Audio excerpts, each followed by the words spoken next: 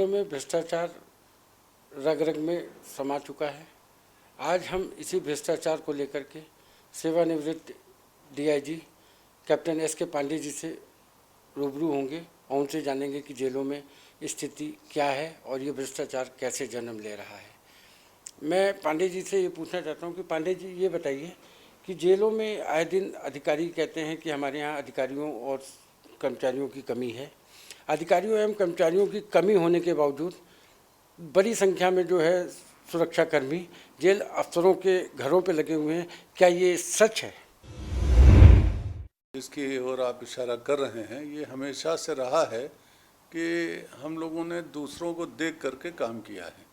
Jail विभाग की एक बड़ी विडंबना रही है कि हमको उन्होंने वर्दी तो दे दी पुलिस की तरह से, मगर उन्होंने ऐसी जो व्यवस्थाएं हैं वो नहीं की। जिस प्रकार से पुलिस विभाग में उन्होंने वहाँ पर रखा हुआ है, सिक्योरिटी की बात अगर की जाए, या घर में लोगों को काम करने के लिए वहाँ पर ऐसी व्यवस्थाएं हैं कि इंस्पेक्टर तक जो हैं उनके घर पे भी लोग वहाँ पर काम करते रहते हैं।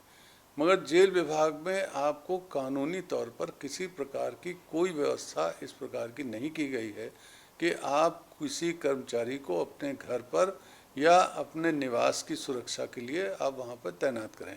ये अलग बात है कि अगर आपका जेल कैंपस के अंदर जो आवास बने हुए हैं वहाँ पर जो है वो आप किसी तरीके से वहाँ लोगों की तैनाती सुरक्षा के दृष्टि से कर सकते हैं, जिनकी ड्यूटी कहीं दिखाई जाएगी और वहाँ पे काम करेंगे। तो इस प्रकार से क्योंकि हम तुलना करने लगते हैं कि पुलिस विभाग में ये सुविधाएं हैं, रेवेन्यू डिपार्टमेंट में ये सुविधाएं हैं, अलग अलग जो व्यवस्थाएं हैं उनको ध्यान में रखते हुए लोग अपने जो है वो एक तरह से कह लिया जाए कि ज़रूरत भी है, और कुछ ये है कि हमको लगता है कि हम क्या किसी से कम हैं कि हमारे को ये सुविधा न मिले, इसलिए हमारे यहाँ भी व्यवस्था जो है लोग अपनी कर लेते हैं और इसलिए लोगों की तैनाती हो जाती है वहाँ पे। अक्सर देखने में ये आई है कि जेलों में जो है मतलब जो जेलों की जिम्मेवारी सीनियर सुपरिटेंडेंट के हाथों में होनी चाहिए, वो जेलें जो है सुपरिटेंडेंट को दे रखी हैं। क्या ये ठीक है? देखिए, सीनियर सुपरिटेंडेंट और सुपरिटेंडेंट की कोई ऐसी नहीं है, केवल ये है कि वो क्लास 2 अफसर हैं। बहुत से सीनियर और सीनियर सुपरिटेंडेंट जो है क्लास 1 अफसर होता है। अगर उसको जो वो ऐसी जेल पर वो तैनात हैं, जैसे हमारे यहाँ मान लीजिए कि 16 ऐसी जेलें हैं जहाँ सीनियर सुपरिटेंडेंट का पद है और सीनियर सुपरिटेंडेंट नहीं है, तो सीनियर सुपरिटेंडेंट का उनको जो है वो जिम्मेदारी शासकीय तौर पर एक शासनादेश किया जा सकता है, एक आदेश हो सकता है जिसमें उनको वो अधिकार प्रदत्त कर दिया जाए जो वरिष्ठ अधीक्षक हैं, ताकि सुगमता से उस कारागार का, उस परिक्षेत्र का वो अपना जहाँ पर वो हैं उसका संचालन वो कर सके। तो ये कोई ऐसी बात नहीं है, तमाम जगह होता है। और जो विभाग हैं वहाँ भी व्यवस्था है कि अगर कोई वरिष्ठ पद खाली है वहाँ पे उस पद का अधिकारी नहीं है तो जो जूनियर है उसको वो जो है दिया जा सकता है। ऐसी कोई अनियमितता इसमें नहीं है।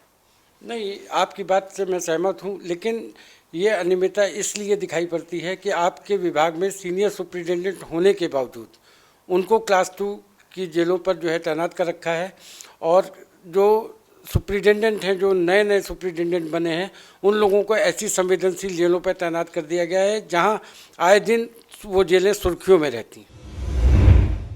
हाँ, अगर इस प्रकार के हैं कि आपका वरिष्ठ अधीक्षक मौजूद हैं, वो वहाँ पे उनकी संख्या भी पूरी है, या मान लीजिए वहाँ हैं और उनको अगर जो है छोटी जेलों पे रखा गया है और अधीक्षक को बड़ी जेल दे दी गई है, तो निश्चित रूप से एक प्रश्न चिन्ह जो है वो पैदा हो जाता है कि ऐसी व्यवस्था नहीं होनी चाहिए। इससे मैं सहमत हूँ। हाँ, यदि ऐसी बात है कि वो नहीं है और आपके पास कोई विकल्प नहीं है, तब आप इसको कर सकते हैं। नहीं, मेरा ये कहने का मतलब है कि अब जैसे विभाग में आपके मात्र जो है 3 डीआईजीज हैं और आपके 9 रेंज हैं, 3 डीआईजी और 9 रेंज, एक एक डीआईजी के पास 3-3 प्रभार दिए गए हैं, एक के पास 2-2 रेंजें हैं, मुख्यालय का भी प्रभार है। तो ये अपने काम को किस प्रकार कैसे निपटा लेते हैं?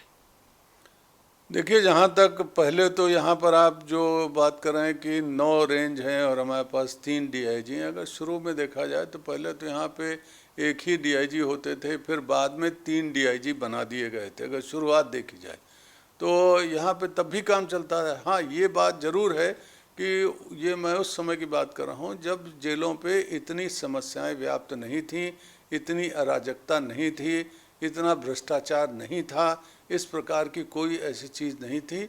और लोग जो हैं उस समय, सबसे खास बात ये भी है कि लोगों के पास वाहन भी नहीं थे, तो डीआईजी जो हैं वो बसों से चलते थे, ट्रेन से चलते थे, और वो जब अपने जगह पे आ जाते थे तो उनकी जो भी व्यवस्थाएं थी वो जेल के द्वारा की जाती थी। तो ये है कि काम तो चलाया जा सकता है, मगर वर्तमान जो परिस्थितियां हैं उनमें निश्चित रूप से डीआईजी का न होना, और डीआईजी जो है वो एक डीआईजी 2 जेलों को देखे या 3 जेल देखे, जो 2 परिक्षेत्र का वो डीआईजी है, तो 2 परिक्षेत्र का मतलब है कम से कम 15 से 20 जेलें उनके पास हो जाती हैं। अगर 20 जेलें उनके पास हैं तो उनको देखना, उनको नियंत्रण करना, ये एक बहुत कठिन कार्य है, मगर अब मजबूरी है तो इसलिए लोग कर रहे हैं किसी प्रकार से। आप डीआईजी के पद से ही सेवानिवृत्त हुए हैं और आपने डीआईजी की बखूबी जिम्मेवारियां निभाई हैं। मैं ये जानना चाहता हूं कि डीआईजी की वर्किंग क्या है विभाग में? डीआईजी का जहाँ तक उनके पास एक अपना जो भी अधिकार है, वो अधिकार वही है जो आईजी द्वारा उनको दिया गया है। ऐसा जेल मैनुअल में भी यही प्राविधान है। डीआईजी का अपना कोई अधिकार नहीं है, उसको वही अधिकार प्राप्त है जो अधिकार आईजी द्वारा उनको दे दिया जाएगा, प्रदत्त किया जाएगा। उन अधिकारियों का वो संचालन जो है वो करते हैं।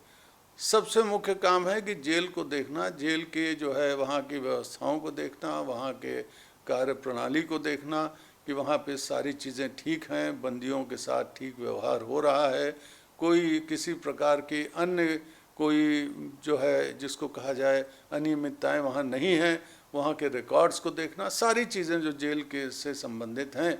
फिर शिकायतों को देखना, जो शिकायतें जेल के संबंध में आती हैं उनको देखना है। तो इस प्रकार से एक व्यापक जो है, कोई अचानक कोई घटना दुर्घटना हो जाए तो तुरंत डीआईजी को पहुंच करके उसकी जो है वो जांच, अगर उनको आईजी द्वारा कहा जाता है तो वो तुरंत जाएंगे, उसकी जांच करेंगे।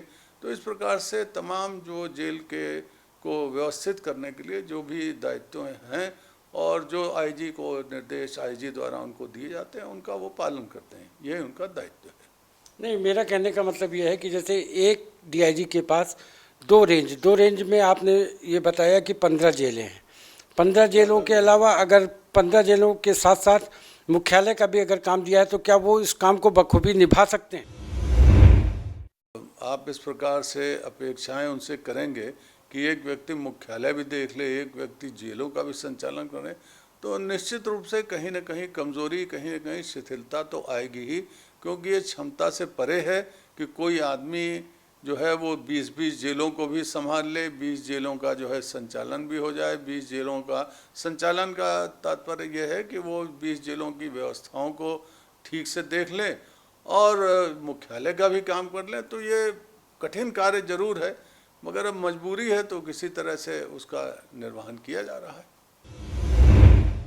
जैसे मान लीजिए कि आपके यहाँ अधिकारियों की कमी है, अधिकारियों की कमी होने के साथ आपको शायद ये आपकी जानकारी में होगा कि 1 दर्जन से अधिक जेलें जो है जेलर चला रहे हैं। क्या जेलर को डीडीओ पे अवर देने का अधिकार है?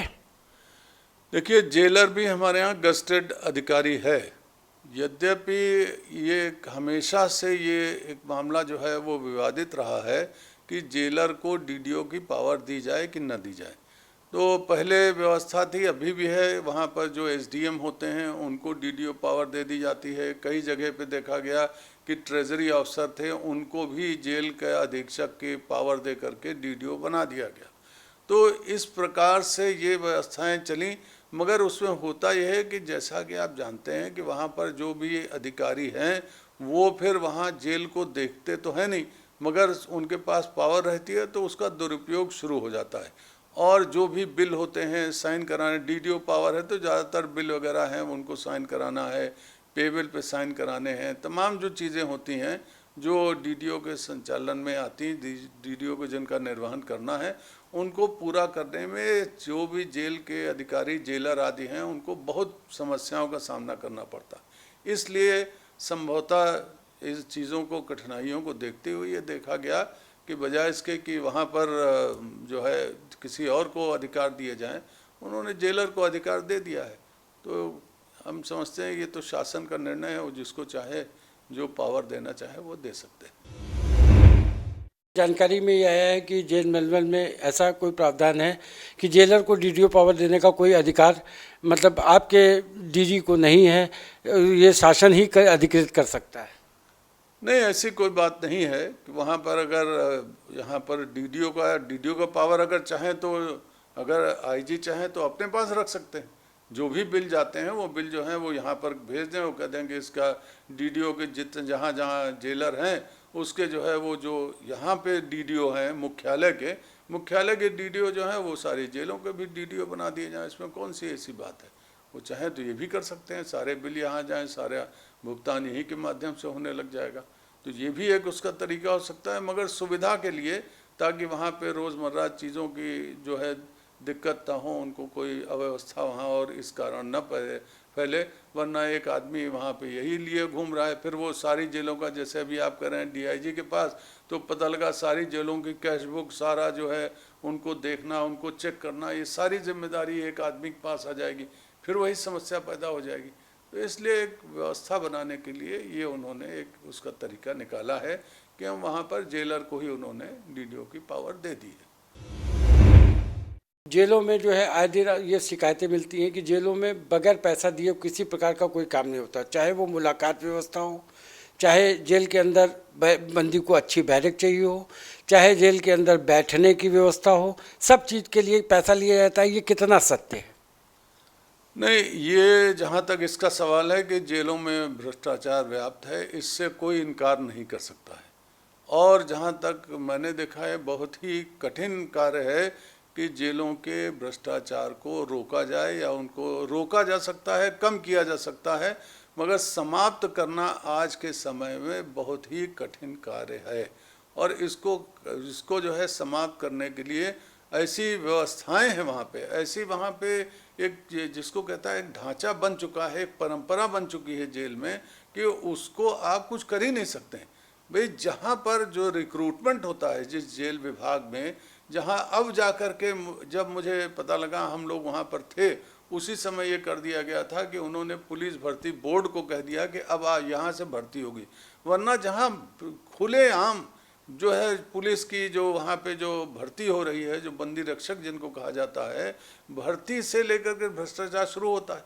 वहाँ पर जब आप भर्ती में जो बंदी रक्षक 5 लाख रुपए, 8 लाख रुपए, 3 लाख रुपए, जो भी उसने वहाँ पे जिस प्रकार की व्यवस्था की गई हो, वो ये शुरू हो गया। जब से भर्ती में लेन देन का काम शुरू हुआ है, तब से भ्रष्टाचार जो है उससे नए नए रूप धारण कर लिए हैं।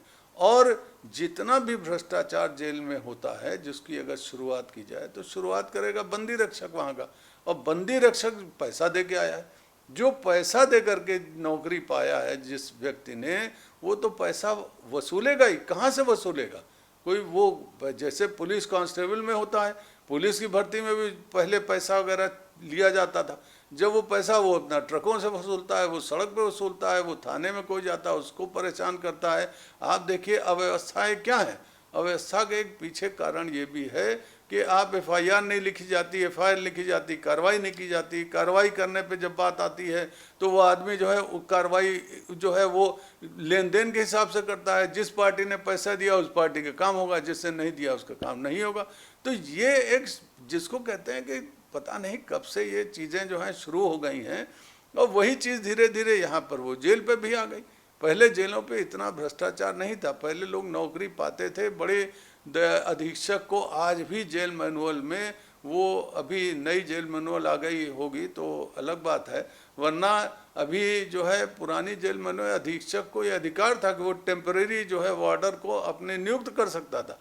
तो एक एहसान लोग मानते थे कि हमको साहब ने नौकरी दे दी, और वो मेहनत से ईमानदारी से वो नौकरी करता था। अब वो कहता है कि मैंने नौकरी खरीदी है। जब नौकरी खरीदी जाएगी, नौकरी बेची जाएगी, तो भ्रष्टाचार होना तो बिल्कुल लाजमी है। वो आदमी नहीं करेगा, पैसा कहाँ से देगा? अब कोई आदमी 5 लाख रुपए जो है 7 लाख रुपए अगर वो खर्चा कराए, मान लीजिए 1 लाख खर्चा किया, 2 लाख खर्चा किया, 3 लाख खर्चा किया, इससे कम तो लग नहीं रहा है। तो अगर उससे 3 लाख भी दिया तो कहाँ से लाएगा? हर आदमी तो इतना मजबूत है नहीं कि आर्थिक रूप से। तो ये जो है, इसलिए भ्रष्टाचार जो है हम ही ने उसकी जो बीज डाला है। अब वो जो बीज पड़ गया वो धीरे धीरे जो है पुष्पित और पल्लवित होने लगा। तब हम घबरा रहे हैं कि नहीं साहब भ्रष्टाचार क्यों है। अब पुलिस भर्ती बोर्ड को दिया गया है, इसीलिए भर्ती इधर नहीं हो पा रही है, जेलों में समस्याएं बढ़ रही हैं। हम समझते हैं कि मुश्किल से 50% अगर आदमी होंगे जेल पे तो बहुत बड़ी बात है। अगर किसी बार 50% भी अगर बंदी रक्षक वहाँ तैनात हैं तो माना जाएगा कि बहुत अच्छा है, मगर वो भी नहीं हो पा रहा है। तो कहीं ना कहीं कोई कमी है, कोई इच्छा शक्ति की भी कमी है। और हमेशा से जेल जो है वो नेग्लेक्टेड विभाग रहा है, तो लोग उसकी उपेक्षा भी करते हैं। उपेक्षित विभाग है, इसलिए अपना सब काम चल रहा है किसी तरह से। सर, अभी आपने बताया कि बंदी रक्षक पैसा देकर के भर्ती होते हैं। पैसा दे के भर्ती होने वाले बंदी रक्षक जब जेलों पे जाते हैं तो वो अपना पैसा निकालने के लिए भ्रष्टाचार को अंजाम देते हैं।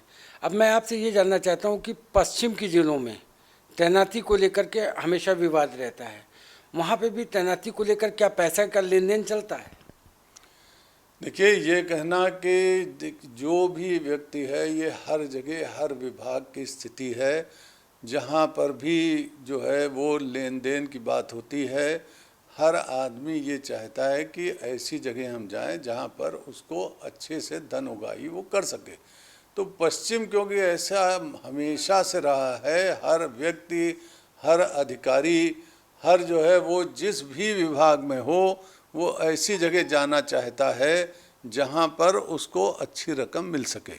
तो क्योंकि संपन्न जगह है, संपन्न जो है व्यवस्थाएं हैं वहाँ पे, जो आने वाले बंदी हैं वो भी वहाँ पे संपन्न होते हैं, इसलिए इस विभाग में भी लोगों को ये रहता है कि जैसे अन्य विभाग में मैं कहता हूँ कि कहाँ पर ऐसी जगह है जहाँ लोग पश्चिम को पसंद नहीं करते हैं।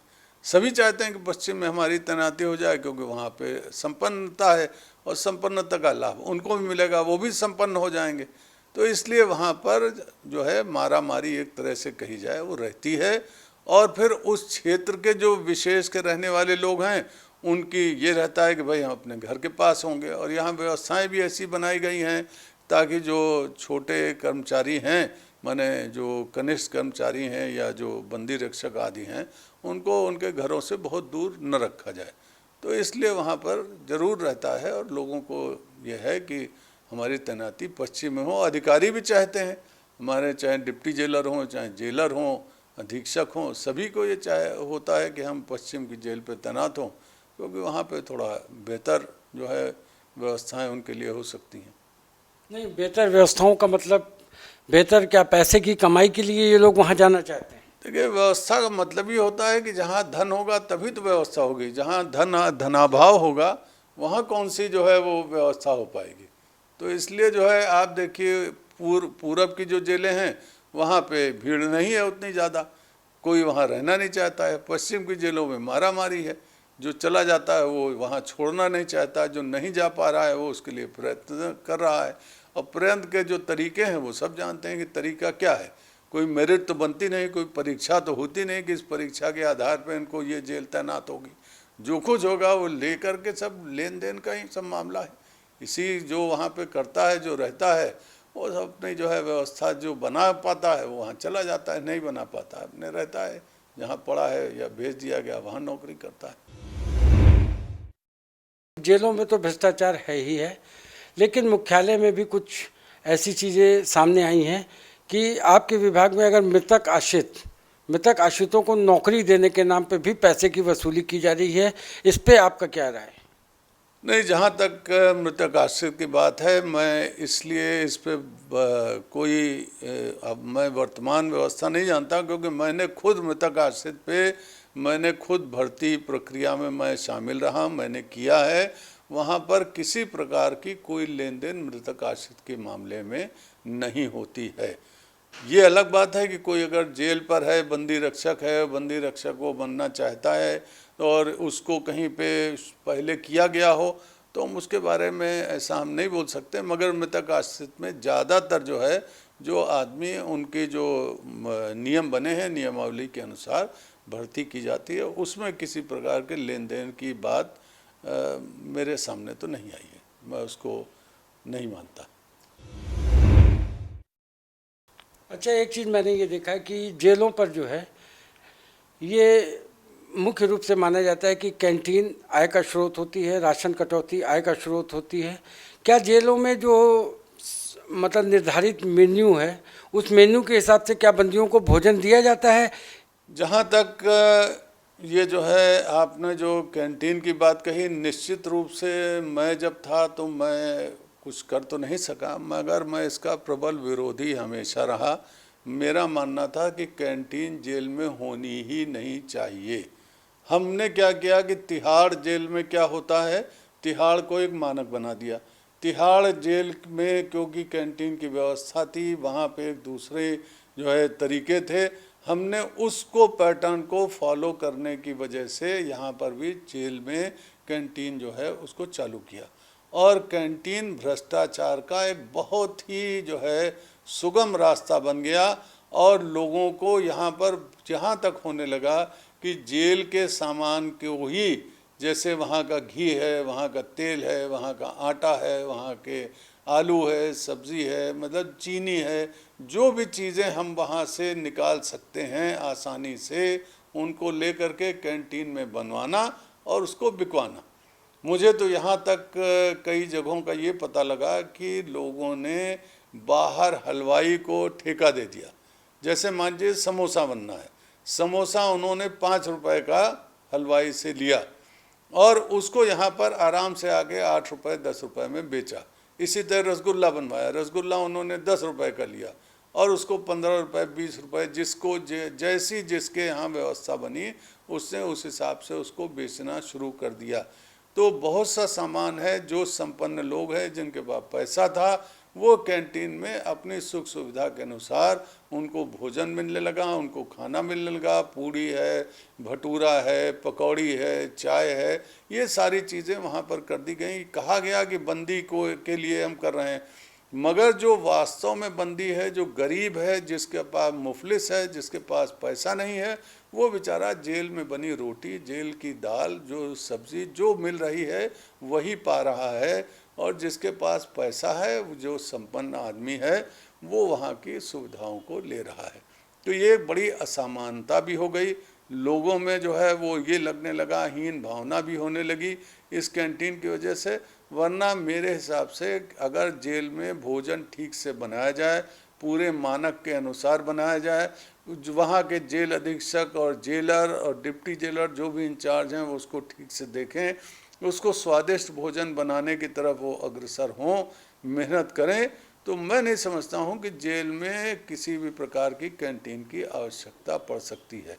हाँ, छोटे मोटे सामान जो हैं, जैसे जो पैक्ड हैं, उसको मंजन चाहिए, उसको जो है टूथब्रश मान लीजिए, हालांकि वो भी ठीक नहीं है, मगर मंजन आदि जो छोटी मोटी चीज़ें हैं उसको वो दी जा सकती हैं। साबुन अगर उसकी कमी पड़ रही है, क्योंकि साबुन जितना मिलता है वो पर्याप्त नहीं होता है, मगर बंदी अगर साबुन चाहता है तो ये सब चीज़ें उसको देनी चाहिए, या उसको मात्रा यहाँ बढ़ा दी जाए। जो साबुन बन रहा है उसको ही अगर बढ़ा दिया जाए, तो ये सारी चीज़ें हैं, अगर व्यवस्थाएँ हम थोड़ी सी ठीक करें तो चीज़ें बेहतर हो सकती हैं। और वैसे मैं आपको बता दूं कि सेंट्रल जेलों पे, जहाँ बंदी हमारे जो हैं वो सिद्ध दोष बंदी जिनको कहा जाता है वो रहते हैं, कन्विक्टेड रहते हैं, वहाँ भोजन हमेशा से अच्छा बनता रहा है।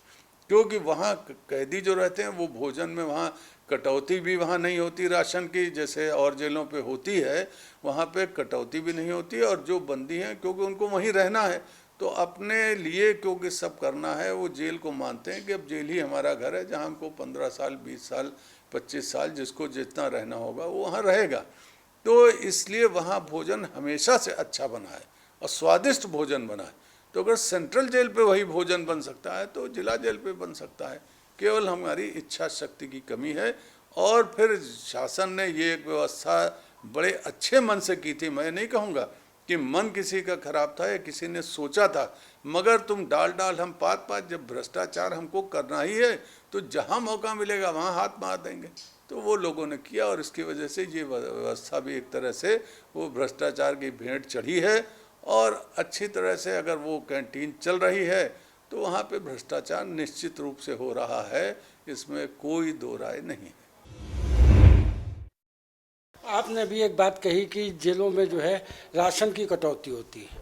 राशन की कटौती करके उस राशन को ये जेल अधिकारी करते क्या हैं? मान लीजिए हमको देना है राशन, मान लीजिए कि हमको 10 किलो जो है वो दाल देनी है, हमने दाल जो है वो केवल 8 किलो दी, या हमने जो है 2 किलो दाल रोज़ बचाई, तो 2 किलो दाल रोज़ बचाने का मतलब ये हो गया कि हमारे अगर 30 दिन की बात की जाए तो 60 किलो दाल बच गई। तो वो हमारे लिए वो एक तरह का जो है धनोपार्जन का एक स्रोत बन गया। तो इसी तरह तमाम सामान है, जिन सामानों में जितनी कटौती हम कर सकते हैं उतनी करेंगे। तो ये जो है लोग करने वाले करते हैं, नहीं करने वाले नहीं भी करते हैं, ऐसा हम नहीं कहेंगे, मगर जो नहीं कर रहे हैं वो बहुत अच्छा काम कर रहे हैं, जो करना चाह रहे हैं वो अपना करके किसी तरह से मतलब व्यवस्थाओं को चलाते हैं। इसीलिए भोजन को लेकर के, मुलाकात को लेकर के ये सारी चीज़ें हमेशा एक तनाव का कारण भी बन जाती हैं जेल में। और कहीं कहीं जहाँ व्यवस्थाएं हैं, अव्यवस्थाएं होती हैं, वहाँ पे भी ये सब जो है ये ज़रूर ये जो अव्यवस्थाएं हैं, चाहे वो पुलिस थाने में हो, चाहे वो जेल में हो, चाहे वो किसी भी शासकीय कार्यालय में हो, जहाँ पक्षपात होता है, जहाँ जो है धन उगाही की बात होती है, जहाँ पर भी इस प्रकार का काम होता है वहाँ समस्याएं आती ही हैं। जब तक आदमी संभाल सकता है संभालता है, और उसके बाद जो है वो फिर जब फंस जाता है तो फंस जाता है, फिर वो अपना आगे जैसी भी जो है उसके साथ जो सलूक होता है, शासन जैसा ठीक समझता है वो करेगा। आपने जेलों को बहुत नज़दीकी तौर पे देखा है। ये जो जेलों में जो मोबाइल फ़ोन की लगातार शिकायत होती है कि जेलों में मोबाइल फ़ोन का लगातार इस्तेमाल हो रहा है, आपके यहाँ मोबाइल जैमर और कई अत्याधुनिक उपकरण लगाए गए हैं। क्या ये उपकरण कहीं से इन सब चीज़ों को, अव्यवस्थाओं को रोकने में कारगर साबित हो रहे हैं? देखिए, जहाँ तक जैमर का सवाल है, जैमर हमेशा जो है जो जिस फ्रीक्वेंसी के लिए लगाए जाते हैं वो फ्रीक्वेंसी पर कुछ वो कारगर हो जाते हैं, मगर सारी फ्रीक्वेंसी को रोक दें ये संभव नहीं हो पा रहा है। और जैमर का जहाँ तक सवाल है, ये इसलिए फेल हो जाता है क्योंकि या तो बहुत पावरफुल जैमर लगे, और अगर वो पावरफुल जैमर बहुत पावरफुल नहीं है तो खुली जगह पे जैमर उतना कारगर नहीं है जितना कि बंद जगह पे होता है। मान लीजिए उसको हमने लगा दिया बैरक के अंदर, तो बैरक के अंदर अगर वो लगा है तो उसका कोई मतलब नहीं, क्योंकि हम उम्मीद की जाती है कि बैरक में थोड़ी बंदी उसका बात करेगा, बात करना है तो वो खुले में आकर कहीं बात करेगा। तो ये जो है जैमर आदि की व्यवस्था जरूर की गई है बहुत पावरफुल, मगर दिक्कत ये है कि आप एक फ्रीक्वेंसी पर लगाएंगे, वो दूसरी फ्रीक्वेंसी का अगर उसके पास फ़ोन आ गया या उसके पास वो व्यवस्था हो गई तो उससे वो बात कर सकता है। तो इसलिए मैं नहीं समझता हूँ कि जैमर आदि, सबसे बड़ा जैमर तो ये है कि हमारे अधिकारी और कर्मचारी जो हैं वो सबसे बड़े जैमर हैं। अगर वो चाहे लेंगे तो जेल के अंदर जाएगा क्या? मुझे तो जान करके, मैं एक जेल पर वहाँ पर मैं गया, मुझे वहाँ के अधीक्षक ने बताया, मुझे सुन के बड़ा ताज्जुब हुआ कि उनसे पूर्व जो एक अधिकारी वहाँ पर थे उन्होंने मोबाइल के रेट फिक्स कर दिए थे कि अगर तुमको मोबाइल रखना है तो मोबाइल के तुमको इनको 1000 रुपये उन्होंने कहा कि वो 1000 से लेकर के उन्होंने किसी को 1 हफ्ते के लिए रखना है, किसी को हमेशा रखना है। तो उन्होंने व्यवस्थाएं कर दी कि इतना हमको पैसा जो है, उसकी एक लिस्ट बनी हुई थी उस जेल पे, और उन्होंने अपनी सारी और लोगों को भी तैनात किया इस प्रकार। अब वो जितने लोग हैं, जितनी बुद्धि है लोगों के पास में, उस हिसाब से वो अपनी व्यवस्था कर लेते हैं। तो फ़ोन रखना भी वहाँ पर इसलिए फ़ोन रखे जाते हैं क्योंकि वहाँ पर वो उसका पैसा लेते हैं, अधीक्षक पैसा ले रहे हैं। मुझको तो सुन करके बड़ा ताज्जुब हुआ, मैं तो रोंगटे खड़े हो गए कि अधीक्षक इस स्तर पे काम कर सकता है, मगर कर रहे हैं। वो सफल माने गए, उनको हर प्रकार की जो है उनका मान सम्मान होता है कि साहब ये बड़ी अच्छी व्यवस्था करते हैं, बहुत अच्छा काम करते हैं। तो इसको आप क्या कर सकते हैं? बंदी रक्षक हैं, वो फ़ोन रखे हुए हैं, जब वहाँ पे फ़ोन की ये हालत है, बंदी रक्षक जिनके पास फ़ोन नहीं है वो उनको ले जाते हैं। एक बार मुझे आईजी साहब ने भेज दिया कि आप रायबरेली जाइए, वहाँ पर एक जो है वहाँ पे कोई कुख्यात रहे होंगे, उन्होंने कहा कि बंदी वहाँ पर है, सुना वो मोबाइल वगैरह इस्तेमाल करता है। तो मैं जब वहाँ पे गया तो उन्होंने कहा कि आप मुझे, जो बंदी वहाँ पे थे वो वहाँ के नेता भी थे रायबरेली में, तो उन्होंने मुझसे कहा कि आप मुझे बेवकूफ़ समझते हैं क्या? मुझे मोबाइल से बात करनी हो, मैं जानता नहीं कि मोबाइल रखना जो है वो नियमों के विपरीत है। मुझे जब बात, उन्होंने खुलेआम कहा, मुझे जब बात करनी होती है तो यहाँ सब सिपाही पाही आपके किस काम के लिए लगे हुए हैं? वो आते हैं, मोबाइल लेके आते हैं, मेरी बात कराते हैं, बात करा के लेके वो अपना मोबाइल चले जाते हैं। तो मुझे जब ज़रूरत होती है मुझे मोबाइल उपलब्ध हो जाता है।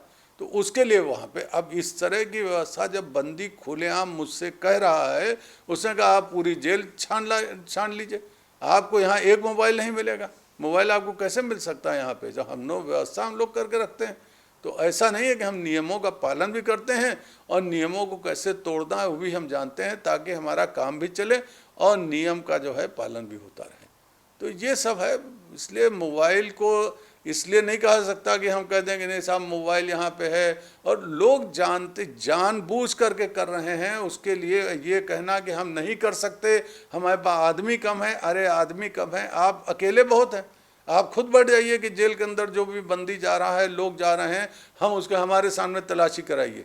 कोई मोबाइल आपके पास इतने जो है, इतनी व्यवस्था तो है, आपके पास जो है वो डिटेक्टर्स हैं, हैंड हेल्ड डिटेक्टर्स आपके पास है, डोर डिटेक्टर आपके पास, मेटल डिटेक्टर है, उसके थ्रू जाइए, हाँ कोई चीज़ ऐसी मिलती है निकाल लीजिए।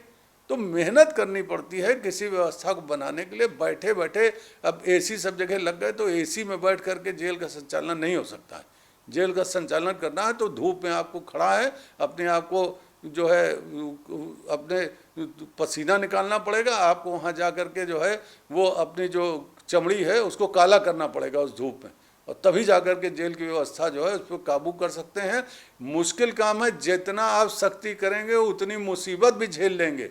कोई पसंद नहीं करेगा जेल में, न बंदी रक्षक पसंद करता है न बंदी पसंद करता है। और ज़्यादातर जो बदमाश बंदी जिनको हम कहते हैं दबंग लोग हैं, ये दबंगों के लिए आप उनके टारगेट बन जाते हैं, और इसी वजह से जिस सख्ती की है वो झेला है जेल में।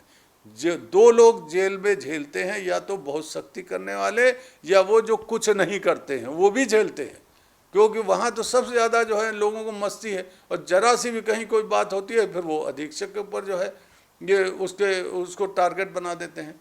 तो इसलिए ये जेल का संचालन बहुत कठिन कार्य है, और इसमें जो है ज़्यादातर लोग इसीलिए मध्यम मार्ग अपना लेते हैं कि भाई चलो कुछ हमारी कुछ तुम्हारी, जिसको जैसा चाहते हैं उसके हिसाब से वो काम चला रहे हैं, बस गाड़ी चलती रहे किसी तरह से। व्यवस्था जो है वो जेल मैनुअल के हिसाब से नहीं चलानी, व्यवस्था अपनी देश काल परिस्थिति को देखते हुए चलाई जाती है। आपने कम से कम इस बात को स्वीकार किया कि जेल अधिकारी और कर्मचारी ही ये सारे गलत कामों में जो है उन लोगों का साथ देते हैं। यही वजह है कि जेलों में जो है आज अव्यवस्थाएं और भ्रष्टाचार चरम पे है। अच्छा, एक चीज़ मैं ये जानना चाहता हूँ कि अभी जेल मुख्यालय पर जो है करीब 14 करोड़ रुपए की लागत से जो है वीडियो वॉल का निर्माण किया गया। ये जो वीडियो वॉल बनाई गई है, क्या इसका कोई लाभ कारागार विभाग को मिल रहा है? इसके बारे में हमको बहुत जानकारी नहीं है, न मैंने देखा। अगर कोई वीडियो अगर इस तरह से होता है और कोई ऐसी व्यवस्था बन जाए कि यहाँ पर बैठ करके लोग जेल को, वहाँ पे क्या चल रहा है, क्या हो रहा है, बैरक में क्या हो रहा है, या और जगह पे क्या चल रहा है, अगर इस तरह की मॉनिटरिंग हो जाए, ऐसी जो है डिवाइस हमारे पास हो जाए, मैं समझता हूँ कि जेल के लिए तो बहुत अच्छा होगा। बहुत अच्छा संचालन जेल का हो जाएगा। लोगों के अंदर एक भय भी व्याप्त होगा कि हमारा कोई गलत काम करेंगे तो अगर वीडियो जो है वो चालू हो गया और हम पकड़े गए तो फिर उनके पास कोई विकल्प नहीं रहेगा, कोई रास्ता नहीं रहेगा। इसलिए ये एक अगर प्रयास हुआ है तो सराहनीय प्रयास है। और इसका मैं आपको इस बात की जानकारी दे दूं कि वीडियो वॉल लगने के बाद 2-3 जेलों में जो है बंदियों की स्केप हुई, फरारी हुई। उसके अलावा 2 जेलों में बंदियों की मारपीट कर हत्या कर दी गई। लेकिन जेल मुख्यालय को इस बार की वीडियो वॉल से किसी प्रकार की कोई जानकारी नहीं हो पाई, तो क्या लगता है कि इस वीडियो वॉल का कोई औचित्य है? नहीं, अगर इस प्रकार की बात है कि फरारी वहाँ से हो रही है, अगर इस प्रकार से है कि वहाँ पे मारपीट हो रही है, वीडियो वॉल पे कुछ आ ही नहीं रहा, तो वीडियो वॉल है किस काम के लिए? फिर किस बात के लिए वीडियो वॉल है? खाली हमको दिखाना है या हमको लोगों को बताना है या उसको प्रकाशित करना है या टीवी पे और सब लोगों को बता दिया है कि जेल को चुस्त दुरुस्त रखने के लिए हमने ये बहुत बड़ी व्यवस्था कर दी। तो व्यवस्था ऐसी फर्जी व्यवस्था से क्या फ़ायदा हुआ? इससे अच्छा है कि अगर हमारे अपने जो है काम करने के तरीके में परिवर्तन आ जाए, वो ज़्यादा बेहतर है। क्योंकि जो चीज़ें आप या तो इतना टेक्निकली जो है उसको साउंड कर दीजिए कि हर चीज़ वहाँ की दिखाई दे। अगर नहीं दिखाई देती तो मैं नहीं समझता हूँ कि इसको खाली एक दिखावा है, और दिखावा करके जो लोग लगा रहे हैं उनको अपना उसमें कोई लाभ होता होगा। तो हो सकता है भाई शासन को अच्छा लगता हो कि हाँ हमने ये कर दिया, फिर भी नहीं रुक रहा है, तो बताइए हम क्या करें। तो ये एक बहाना उसको न बनाया जाए कि वीडियो वॉल के बावजूद भी देखिए हो रहा है, हम तो हर तरह से बड़े चुस्त और दुरुस्त हैं। तो ऐसी चुस्त दुरुस्त से जो है वो करने से क्या फ़ायदा है ऐसे काम को? तो जानते सब हैं कि हम जो है ये केवल एक दिखावा है। अगर दिखावा है तो उसके लिए जो है मैं तो नहीं समझता हूँ कि उसका कोई उपयोगिता रह जाती है। अगर आप जो बता रहे हैं अगर वो सत्यता है उसमें, तो निश्चित रूप से बहुत ही जो है वो समस्या की बात है और ये चिंता की भी चीज़ है। पांडे जी, आपने जेलों में बहुत अच्छी सेवाएं दी हैं और ईमानदारी से अपने अपने कार्यों को अंजाम दिया है। क्या आप लोग को लगता है कि जेलों में सुधार के लिए क्या जेल अधिकारी कुछ प्रयासरत हैं? निश्चित रूप से देखिए, कोई भी आदमी हो, कोई भी अधिकारी हो, वो खुद नहीं चाहता है कि हमारे यहाँ कोई अव्यवस्था हो जाए, मगर मजबूरियाँ जो हैं वो पता नहीं क्या क्या करवाती हैं। बहुत सी व्यवस्थाएं हैं, आदमी चाहते हुए अच्छा काम हर आदमी करना चाहता है, हर आदमी चाहता है कि उसको सराहना उसकी की जाए। अभी जैसा कि हमारे अभी जो नए इस समय वर्तमान जो हमने सुना है, जो कारागार महानिरीक्षक हैं, उन्होंने प्रशस्ति पत्र देना शुरू किया लोगों को। तो ये भी एक उनकी तरफ से अच्छी पहल है। हालांकि हमने देखा है कि वो बिल्कुल एक तरह से जो भी है, जो मिल रहा है सबको दिए चले जा रहे हैं। तो उसमें ऐसा नहीं लगता कि कोई बहुत अच्छा उन्होंने चयन प्रक्रिया हो या कोई ऐसी चीज़ हो कि इनको देंगे। मतलब उसका एक जो महत्ता होनी चाहिए थी, मुझे ऐसा लगा कि वो उसकी नहीं रह गई। जिसको वो ठीक समझते हैं, वहाँ जो उन्होंने पैनल बनाया होगा, उन्होंने जिसका नाम लिख दिया, उसको एक प्रशस्ति पत्र दे दिया। वो जिसको मिला वो तो खुश हो गया कि हमको एक देखिए कारागार विभाग में सेवा करने का एक प्रशस्ति पत्र मिला। मगर उस प्रशस्ति पत्र जो है वो कितना कारगर है, उस आदमी का कितना मनोबल बढ़ा है, कितना वो ईमानदारी से मेहनत से काम करेगा, ये जो है ये भी एक विचारणीय प्रश्न है। तो इसको ज़रूर है, मगर कोशिश की गई है। चलिए हम उसको एकदम वो नहीं करते हैं, मगर एक अच्छा कदम है। मगर उस अच्छे कदम को और अच्छे तरीके से उसको जो है वो उसका उस प्रक्रिया को अपनाना चाहिए, ताकि वास्तव में लोगों में मोटिवेशन हो, लोगों में ये एक प्रेरणा आए कि भाई इनको मिला है क्योंकि इन्होंने ये अच्छे काम किए हैं। यहाँ तो एक इनको भी मिला, इनको भी मिला, इनको भी मिला, सबको मिल रहा है, तो एक दिन हमको मिल जाएगा। तो इस बार तो कोई फ़र्क तो पड़ नहीं रहा है उससे बहुत ज़्यादा, कि बहुत अच्छा फ़र्क पड़ जाएगा, बहुत ज़्यादा लोगों को जो है उससे प्रोत्साहन हो जाएगा, ऐसा हमको तो नहीं लगा। मगर हाँ, विचार बहुत प्रशंसनीय है और जो कार्य किया गया ये अपने आप में पहली बार ऐसा कार्य किया है, इसलिए उसकी प्रशंसा भी की जाती है।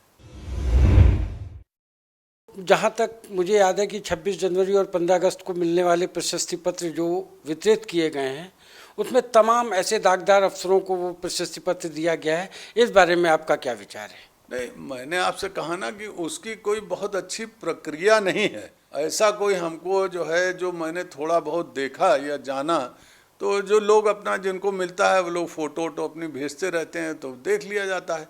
तो ऐसा नहीं, हमको कभी लगता अरे इनको भी मिल गया, अरे ये भी पा गए। तो ये जो चीज़ है ये नहीं होनी चाहिए। ऐसा होना चाहिए कि लोगों को लगे कि उससे लोग प्रेरणा लें, जिसको प्रशस्ति पत्र मिले वो एक मॉडल के रूप में लोगों के सामने आए कि हाँ ये जो है देखिए इस व्यक्ति ने ऐसे ऐसे काम बहुत अच्छे किए थे, इसलिए दिया गया। यहाँ तो ये है कि जिसको जो है वो दे दिया गया, वो मतलब हर आदमी का है, तो उसको लगता है चलो आगे पीछे हमको भी अगर ये रहेंगे या नहीं रहेंगे, दूसरे अगर साहब आ जाएंगे उन्होंने भी इसको चालू रखा तो हमको भी मिल जाएगा एक दिन। तो उसकी इसलिए मैंने कहा इस संदर्भ में उसका विचार बहुत अच्छा है। इसको प्रशस्ति पत्र देने का जिस विचार जो बनाया गया ये बहुत ही जो है मैं कहूँगा एक तरह से वंदनीय है, मगर वो चिंतनीय इसलिए बन गया क्योंकि उसमें जो मानक हैं वो हमको नहीं लगता है कि बहुत सुदृढ़ मानक उसके लिए तैयार किए गए हैं और उन लोगों को दिया गया जो वाकई लोगों को प्रेरित करें और लोगों के अंदर ये भावना हो कि हमको भी ये प्रशस्ति पत्र अपने अच्छे कार्य करके एक दिन प्राप्त करना है। विभाग में कर्मचारियों अधिकारियों की कमी के लिए क्या आपको लगता है कि शासन या मुख्यालय स्तर पर किसी तरीके के कोई प्रयास चल रहे हों या इन खामियों को दूर करने? आपके विभाग में अधिकारी रिटायर हुआ उसकी जगह किसी की पोस्टिंग नहीं होती, ये क्या मतलब जो है? ये आपके विभाग का मुखिया जो है मुख्यमंत्री है, आपके विभागाध्यक्ष अपर मुख्य सचिव अवनीश अवस्थी जी हैं, तो ऐसे में इस विभाग की तरफ इतना नज़रअंदाज क्यों किया जा रहा है?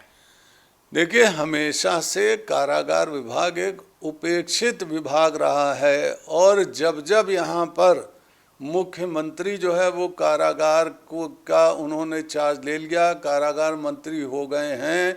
इससे पहले भी जब मैं सेवा में था तो एक बार मायावती जो जी थी वो भी यहाँ मुख्यमंत्री होते हुए उन्होंने कारागार का विभाग उन्हीं के पास था, तो उस समय भी अव्यवस्था अपनी चरम पे थी, कोई ऐसी बात नहीं है।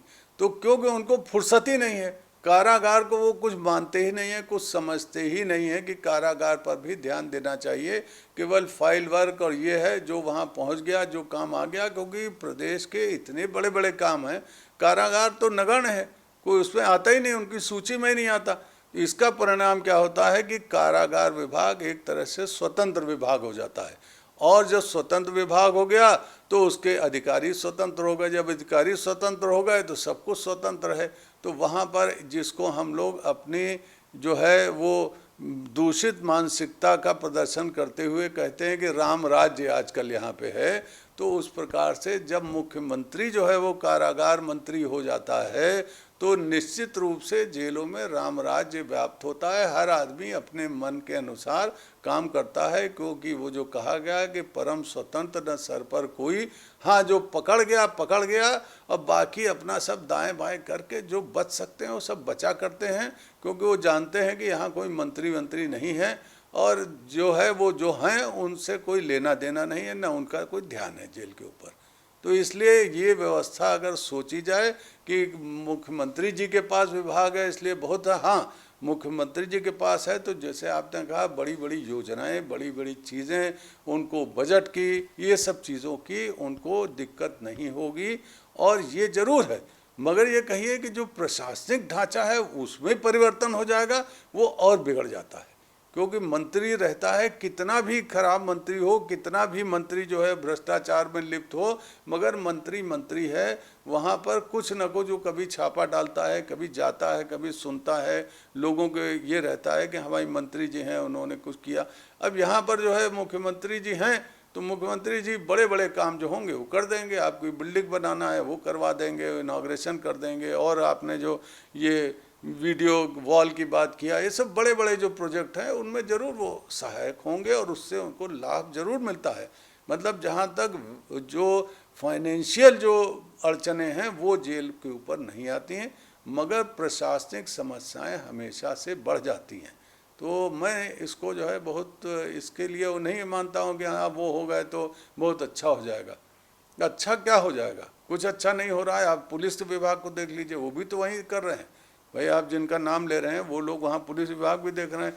पुलिस विभाग में जो लोग हैं वो अपने हिसाब से काम कर रहे हैं, करने वाले अच्छा काम करने वाले अच्छा काम कर रहे हैं। अब जिनको नहीं करना है, जिन्होंने कसम खाई हुई है कि नहीं हमको तो सब जो है अपने हिसाब से चलाना है, वो चला रहे हैं। तो ये बहुत सी चीज़ें हैं जिनमें समय पे परिवर्तन होगा। मगर जहाँ तक जेल विभाग की बात है, मेरा अपना विचार है कि जेल विभाग को परिवर्तित करने के लिए यहाँ हम जैसा अपेक्षा आप कर रहे हैं, जैसा आप सोच रहे हैं कि भ्रष्टाचार शून्य हो जाए, तो भ्रष्टाचार शून्य होगा जब हम जो है अपने आचरण, अपने जो है जो हमारे तौर तरीके हैं उनको बदलेंगे, और चीज़ों को जो है अच्छा बनाने के लिए हम लोगों को प्रेरित करेंगे। यहाँ पे केवल फर्जी तरीके से काम नहीं होगा कि हम कह दिया और हो गया। यहाँ पे आप जिस तरह का माहौल है, जिस तरह के यहाँ पे लोगों की भर्तियाँ हो रही हैं, नहीं हो रही हैं, अधिकारियों की कमी है, ये सब हर जगह कमी, हर जगह। हम ये नहीं कह रहे हैं कि यही विभाग है, मगर दूसरी जगह की अपेक्षा यहाँ की जो व्यवस्था है, यहाँ की जो आवश्यकता है वो भिन्न है। हम इसकी तुलना दूसरे विभाग से नहीं कर सकते हैं। पुलिस की कमी होगी तो प्रशासनिक व्यवस्था जो है जिले की गड़बड़ाएगी, डॉक्टर की कमी होगी तो चिकित्सा की व्यवस्था जो है वो गड़बड़ा जाएगी। उसी तरह अगर जेल में जो है, जो हमने उसको कहा कि सुधार क्या होगा? सुधार तो कुछ होता ही नहीं है। वहाँ पे सुधार नाम की कोई चीज़ नहीं है, केवल कहने के लिए है कि हम यहाँ सुधार कर रहे हैं। नाम उसका सुधार करने से थोड़ी सुधार होगा, सुधार के लिए प्रयत्न करना है। और बाकी जो इसलिए होता गया है कि जितने लोग लगे हैं वो अन्य व्यवस्थाओं में लगे हैं, सुधार की जो प्रक्रिया है वो पीछे रह जाती है। तो इसलिए जेल में जो है वो समस्याएं अपना रूप जो है विकराल रूप धारण किए हुए हैं। आपने करीब 34 साल विभाग में सेवाएं की, आज 31 साल आपने सेवाएं की, आज आपको 4 साल हो गया रिटायर हुए। क्या आपको लगता है कि पिछले समय से अब जेलों में कुछ ज़्यादा लूट खसोट नहीं हो रही है? समय बदल गया, महंगाई जो है वो पहले कम थी, महंगाई ज़्यादा हो गई। जब महंगाई हो गई तो वहाँ भी तो महंगाई हो गई। जो मुलाकात जो है वो मान लीजिए हम कहते हैं कि पहले जिस धनराशि देकर के हो जाती थी उसमें महंगाई आ गई। तो महंगाई का प्रभाव अगर बाजार पे है तो महंगाई का प्रभाव यहाँ पर भी है। तो इसलिए महंगाई के सापेक्ष अगर देखा जाए तो यहाँ पर भी है। और मैंने जैसे आपसे कहा कि यहाँ पर हर स्तर पर भ्रष्टाचार की बात अगर की जाए, मुझे तो ताजुब तब होता है जब मैं बनारस सेंट्रल जेल पर मेरी तैनाती हुई थी, जो अंतिम जेल मैं कहूँगा कि मेरी थी। उसके बाद मैं मुख्यालय गया और यहाँ पे ट्रेनिंग इंस्टीट्यूट में मैं रहा। तो वहाँ पर मेरे पास एक बंदी रक्षक आया, उसने उसकी कोई अपनी समस्या थी, कुछ पे फिक्सेशन वगैरह का उसका मामला था। उसने कहा कि साहब यहाँ पे जो बाबूजी हैं जिनको ये काम करना है वो हमसे इतना रुपया मांग रहे हैं। हमने कहा इसमें रुपए की क्या बात है, ये तो तुम्हारा अधिकार है, तुमको मिल जाना चाहिए। तो उसने कहा नहीं साहब, वो कहते हैं नहीं दोगे, हमारा ये मामला 2 साल से पड़ा हुआ है, इससे पहले भी जो आपसे पहले साहब थे उनसे भी हमने कहा था और वो हमारा काम नहीं हुआ। आज तक हमको जो है, हमको जो मिलना चाहिए जो वेतन, वो हमको नहीं दिया जा रहा है। तो मैंने उनको बुलाया, हमने कहा कि भाई इसमें क्या समस्या है? तो बोले वो साहब ये है वो। हमने कहा जो भी समस्या है इसको आप दूर करिए और दूर करके मैं आपको 1 हफ्ते का टाइम देता हूँ कि इसका जो वेतन है उसको ठीक से निर्धारित कर दीजिए। तो खैर वो उन्होंने थोड़ा टाइम लिया और 1 हफ्ता तो नहीं मगर 1 आध महीने उन्होंने लगाए, मगर उसका काम हो गया। वो बंदी रक्षक बड़ा खुश भी हुआ, उसने कहा साहब आप आ गए तो हमारा ही काम हो गया। कहने का तात्पर्य यह है कि जेलों पर तैनात जो ऑफिस में लोग हैं वो अपने ही सिपाहियों से पैसा मांगते हैं। तो जब वहाँ पे हर जेल में ये आलम है, छोटी मोटी चीज़ पे उस पर कोई नियंत्रण नहीं है। जैसे आपको कहना नहीं चाहिए कहीं इस पर कोई अदरवाइज ना ले कि जैसे पेशकार होता है, आप चले जाइए तो सब जानते हैं कि कोर्ट में पेशकार जी बैठे हुए हैं, पेशकार जी के जो अपने उनकी जो मूल्य होता है उनको आप दीजिए तभी आपका काम वहाँ होता है। नहीं भी होता है, वकीलों ने परंपरा बना ली है कि वो पेशकार को 10 रुपये 20 रुपये कहीं 50 रुपये, जैसा हम नहीं जानते हैं उसके बारे में, मगर जैसे वहाँ पे वैसे एक दस्तूर यहाँ बन चुका है। तो ये दस्तूर वाली जो चीज़ है, दस्तूर तो कई चीज़ों में है, हम उसको बारे में यहाँ पे खुल के नहीं कहना चाहेंगे, मगर दस्तूर में यहाँ बहुत कुछ हो रहा है। हर व्यक्ति वो दस्तूर है कि हाँ भाई चलो वो आए हैं इंस्पेक्शन के लिए आए हैं, उनको ये देना, उनको फलाना ये करना है, इनके लिए करना है, इनकी चाय व्यवस्था, इनका खाना, इनका पीना। अब आप एक बड़ी विडंबना आप देखिए कि कारागार में अपेक्षाएं सबकी हैं, चाहे वहाँ पे जिला जज आएँ, चाहे वहाँ पे जिला मजिस्ट्रेट आएँ, चाहे वहाँ पे एसपी आएँ, चाहे वहाँ जो है मंथली इंस्पेक्शन के लिए सीजेएम आते हैं वो आएँ, सबके चाय नाश्ते की व्यवस्था करना है। कौन सा बजट है जेल के पास में? कोई बजट नहीं दिया गया है, ना कभी शासन ने इस पर विचार किया। और इस पर जब कहा गया तो उस पर कोई तवज्जो ही नहीं दी गई। आईजी के पास बजट है, आईजी जो है उनके यहाँ जो भी आता है वो उसको चाय पानी कराने के लिए आईजी के पास बजट है, वो उस फंड से वो उसको वहाँ पर चाय पानी वगैरह की व्यवस्था करते हैं। मगर जेल अधीक्षक के पास नहीं है, जिसके पास हमेशा लोग आते रहते हैं, हमेशा कोई आ रहा है, चाहे वो पत्रकार आए, चाहे वो अधिकारी आए, चाहे वो कोई इंस्पेक्शन के लिए आए, उसको सारी व्यवस्था करनी है। वो जो भी आता है वहाँ पर उसका खाना पीना, अगर आपने अच्छी व्यवस्था नहीं की तो वो भी आपके जो है विपरीत चला जाएगा। जो इंस्पेक्शन करने वाला अधिकारी आया हुआ है, अगर आपने उसके अच्छी खान पान की व्यवस्था नहीं हुई, चाय वगैरह आपने खाली एक कप चाय और एक दो बिस्कुट खिला के ज़रा दिखा दीजिए, जिलाधिकारी और जो है जिला जज और जब ये जॉइंट इंस्पेक्शन के लिए आते हैं या आपके जो है वो सीजेएम आते हैं, अगर जेल में ठीक तरह से उनका आवभगत न हो तो वो भी नाराज़ हो जाते हैं और न जाने वो क्या लिख दें और उसके बाद क्या क्या मुसीबत इसको झेलनी पड़ेगी। तो उसको ले करके यहाँ से लेके शासन तक उसको केवल जो है पैसा खिलाना है, कोई एक जगह नहीं है कि वहाँ से वो बच जाएगा। इसलिए आदमी जो है किसी भी तरह से वो चाहता है भैया हर आदमी खुश रहे। तो खुश रखने का तरीका क्या है, कहाँ से लाएगा? अपनी तनख्वाह से थोड़ी देगा। जब तनख्वाह से उसको नहीं देना है तो आप शासन इस पर क्यों नहीं विचार करता, क्यों नहीं सोचता है कि हम जेल पर जो है इस तरह की या तो आप ऐसी व्यवस्था करिए, ऐसे लोग वहाँ हों जो कि आपके ऊपर खर्चा ना हो। कितने लोग हैं जो वो चाहते हैं कि हर व्यवस्था चाहिए, चाहे बहुत से तो अधिकारी आते हैं जो वहाँ जेल पे जाते हैं उम्मीद करते हैं कि इसमें गाड़ी में पेट्रोल भरा दिया जाए। तो गाड़ी में जब आप पेट्रोल भराएंगे पैसा कौन देगा उसका, किस बजट से आएगा? कोई बजट है जेल अधीक्षक के पास में? कोई बजट नहीं है। तो जब ये सारी चीज़ें हैं, हम इन चीज़ों पर क्यों नहीं ध्यान देते हैं, हम इससे क्यों नहीं करते हैं? मंत्री आते थे हमारे ज़माने में, एक बार एक मंत्री जी आए, मैं उस समय बांदा में था, उनके पास 5-6 गाड़ियाँ थी। उन्होंने हमसे कह दिया कि आप सब गाड़ियों में पेट्रोल भरा दीजिए, हमने मना कर दिया। पता लगा कि उनके पीए आए मंत्री के, हमसे कहने के मंत्री जी आपसे बहुत नाराज़ है। हमने कहा नाराज़ है तो उनसे कहिए कि हमको फांसी पर लटका दें, हम नहीं भरवाएंगे पेट्रोल, हमारे पास पैसा कहाँ है, हम कहाँ से पैसा लेके आएंगे? मंत्री जी की गाड़ी में पेट्रोल भरवा दूंगा और मैं ये कर और तब भरवाऊंगा जब हमारी उस रसीद पे ड्राइवर दस्तखत करेगा। मैं उसको अपने जो है जो हमारे पास बजट है उस बजट से मैं पैसा ड्रॉ करूंगा, हम अपनी जेब से उसमें भी नहीं भरवाएंगे। हमने कहा हम क्यों भरवाने जाएं, जिसको जो करना है करे।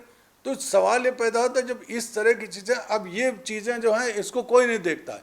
हाँ कर लेना, देख लिया जाएगा, क्या देख लेंगे वहाँ पे? तो जब आप जो है जो बेसिक जो चीज़ें हैं उनको नहीं टच करते हैं, जो मूलभूत समस्याएं मान लीजिए सुरक्षा की है, उनको अगर एक जेल अधीक्षक है वो भी डीवाईएसपी के पद से ही उसकी भी शुरुआत होती, वही तनख्वाह पाता है। डीवाईएसपी के यहाँ तो आपने जो है वो आदमी कर दिया खाना बनाने का, जेल अधीक्षक के लिए क्यों नहीं व्यवस्था है? या तो वहाँ से भी हटा दीजिए, आप एक तरह की व्यवस्था रखिए वहाँ पे। आपने उसी व्यवस्था में वही वर्दी पहना दी, वही कर दिया, और जेल अधीक्षक जो है पैदल जा रहा है, कोई उसकी जो है तरीका नहीं है। अब वो घर पे अपने आदमी रखे तो प्राइवेट आदमी रखे अगर उसको काम कराना है, नहीं तो उसके घर में जो घर के लोग हैं वो लोग काम करें वहाँ पे। तो ये जो आपने असमानताएं हैं, इन असमानताओं को जब तक दूर नहीं किया जाएगा, जब तक जेल की आमूल चूल जो है जो परिवर्तन है उनको आप चाहते हैं, उनके लिए आप उसी तरह की व्यवस्थाएं तो करिए। हम ये नहीं कहते हैं कि आप ये कहेंगे कि साहब वहाँ व्यवस्था है तो कौन से बड़ा अच्छा हो गया। ठीक बात है कि वहाँ नहीं हो गया तो कम से कम वहाँ जो कुछ हो रहा है वो आप इनको भी कर दीजिए। जब अव्यवस्था का कम से कम कुछ तो कम हो जाएगा। जो आपने शुरुआत में कहा कि लोग उनके घरों में काम करते हैं, तो घर में काम करना जो निर्धारित लोग होंगे उनको वो लगा लेंगे अपने यहाँ पे। आप निर्धारित करिए कि भाई 2 होमगार्ड इनको मिलेंगे अपने घर के लिए, 2 होमगार्ड इनके साथ चलेंगे, इनको जो है एक आदमी खाना बनाने के लिए मिल जाएगा, आप उनको कर दीजिए, बजट दे दीजिए। घर है उनके यहाँ लोग आते हैं, मिलने वाले आते हैं, उनको खान पान के लिए चाहिए, उनको चाय पानी के लिए थोड़ा बजट अलॉट कर दीजिए। चलिए कम ज़्यादा कुछ शुरुआत तो करिए, धीरे धीरे बढ़ेगा घटेगा उसको देखा जाए। मगर हम कुछ करते ही नहीं हैं, उम्मीद सब करते हैं कि जेल में ये हो जाए, जेल में ऐसा हो जाए, जेल में सब चीज़ बिल्कुल ठीक हो जाए। तो ठीक हो ही नहीं सकती। जो वर्तमान जो व्यवस्था है वो किसी शासन के ऊपर नहीं है। मैं तो ये कहता हूँ जब तक जो भी शासन है या अधिकारी हैं, जब वो सोचेंगे कि हमको जेल को सुधारना है, जब जेल की व्यवस्थाओं को सुधारेंगे तो जेल में परिवर्तन शुरू होगा। अन्यथा जो चल रहा है जो उगाही चल रही है, जिस भी स्तर पे हर आदमी अपने अपने जो डंडी मार सकता है वो मार रहा है। कोई ऐसा हम नहीं कर सकते कि किसी कह दिया जाए कि हाँ ये बिल्कुल दूध के धोए बैठे हुए हैं, ये कुछ नहीं कर सकते। जिसको जो समझ में आएगा, जिसको जहाँ जहाँ मौका मिलेगा, वो वहाँ से धन उगाही करेगा। आप उसको रोक नहीं सकते हैं, क्योंकि आपने उस प्रकार की व्यवस्था खुद बनाई है। और ये आज की नहीं, परंपरागत तरीके से शुरू से बनी हुई ये व्यवस्था है, आज की बनाई नहीं है। हम आज को दोष नहीं दे सकते हैं कि साहब आज ऐसा हो गया। हाँ ये है कि पहले कम था, अब ज़्यादा हो गया। पहले कुछ लोग करते थे, अब ज़्यादा लोग करते हैं। पहले जो है अव्यवस्थाएं कम हुआ करती थी, अब अव्यवस्थाएं बढ़ गई हैं। अरे लोग टीवी देखने लगे, लोग ये देखने लगे, आजकल जो है सब मोबाइल हो गया, स्मार्टफोन हो गया, तमाम चीज़ें हैं जिसका दुष्प्रभाव भी पड़ा है। तो दुष्प्रभाव है। तो अब ये जो है जैसे जैसे शासन सख्ती करता जाएगा, सख्ती होगी, जेलों पे सख्ती होगी, लोगों पर जो है वो अंकुश लगाया जाएगा। जो गलत लोग हैं, ऐसा नहीं है, हम बहुत से लोगों को अभी जानते हैं जिनकी सेवाएं समाप्त की गई हैं, सब किया गया है, उसका भी एक प्रभाव पड़ा है। ऐसा नहीं कहा सकता कि नहीं कुछ भी नहीं किया गया है, तो उसका प्रभाव पड़ा है, मगर उसका प्रभाव कम है। बहुत से लोग अब उन्होंने देखा ये क्यों हटाए गए, क्यों इनके ऊपर हुआ, अच्छा इस कारण से उन्होंने कहा ये काम न करो, मगर जो और कर सकते हो उसको करो। तो आदमी तुम डाल हम पात, तो वो स्थिति हम क्यों पैदा करें? हम सीधा क्यों नहीं काम कर देते हैं? हम ईमानदारी की व्यवस्था बनाएं कि हाँ देखिए आपको हम ये अमुक ये धन इस काम के लिए, ये धन इस काम के लिए, इसके लिए दे रहे हैं, और बाकी आपकी ये व्यवस्था है, घरेलू व्यवस्था आपकी ये है। अगर इतने होमगार्ड लगे, आप 2 होमगार्ड जेल अधीक्षक को नहीं दे सकते हैं, एक आदमी आप जेलर को नहीं दे सकते हैं जो दिन भर है। यहीं पे आप लखनऊ में देखिए कि वो भी जमाना था कि अक्टूबर में जो है वो जेलर को हत्या हो गई और फरवरी में आकर के अधीक्षक की हत्या हो गई। लखनऊ डिस्ट्रिक्ट जेल की बात थी। तो ये हत्या हुई थी, क्यों हुई थी ये हत्या? तो ये जो चीज़ें हैं, इन सब चीज़ों पर भी आपको ध्यान देना पड़ेगा। और जब तक आप इन चीज़ों पर ध्यान नहीं देंगे, तब तक जो है ये व्यवस्थाएं ऐसी चलती रहेंगी, कभी कम कभी ज़्यादा। जिसकी किस्मत अच्छी होगी उसके पीरियड में कम समस्याएं आएंगी, जिसकी किस्मत खराब होगी उस समय समस्याएं ज़्यादा आ जाएंगी। मगर ये कहिए कि समस्या शून्य हो जाए, ये संभव नहीं है। मैंने बहुत पहले एक अमेरिकन एक राइटर था, उसकी एक किताब पढ़ी थी, उससे कहा था कि जो बेस्ट मैनेज जेल होगी उसमें भी कब कौन सी अव्यवस्था हो जाए, बंदी कब कौन सा जो है रूप धारण कर ले, इसके बारे में प्रेडिक्ट करना बहुत ही मुश्किल काम है। तो इसलिए जो सबसे बेस्ट मैनेज जेल उसने लिखा था कि जो बेस्ट मैनेज जेल होगी वहाँ भी अव्यवस्था कभी भी हो सकती है, क्योंकि वहाँ रहने वाले लोग जो हैं उनके बारे में आप प्रेडिक्ट नहीं कर सकते हैं कि वो किस समय किस क्षण कौन सा रूप धारण कर लेंगे। तो इन चीज़ों को भी ध्यान में रखा जाए। और जो कुछ भी हमारी इस समय वर्तमान परिस्थितियाँ हैं, उसके लिए मैं एक आदमी को नहीं बल्कि सारी संपूर्ण व्यवस्था को मैं दोषी भी मानता हूँ, मगर एक साथ सराहना भी करता हूँ, क्योंकि इतनी कम मतलब संसाधनों के साथ, इतने कम जो है वो लोगों के साथ में, कर्मचारियों की कमी, अधिकारियों की कमी, मगर फिर भी जेल में काम चल रहा है। ये बहुत ही जो है वो सराहनीय बात है। ये बहुत ही जो है वंदनीय कार्य है जो यहाँ के बचे कुचे लोग कर रहे हैं। अब उसके पीछे तो सब गड़बड़ियाँ जो हैं उनको हम हाईलाइट करें केवल, तो वो चीज़ ठीक नहीं है।